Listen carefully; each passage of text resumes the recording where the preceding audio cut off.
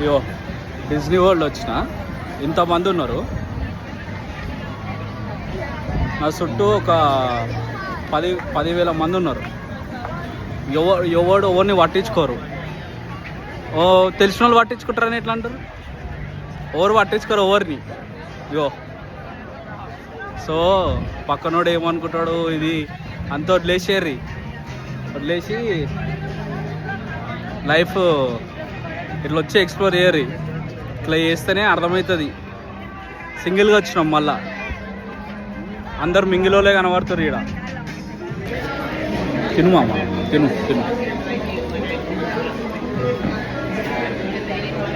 So ఎవరన్నా వదిలేసిరు అని చెప్పి బాధపడుతున్నావా?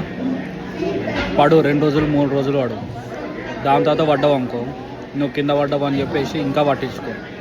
సో ఒక్కడిని వచ్చి తిరుగు.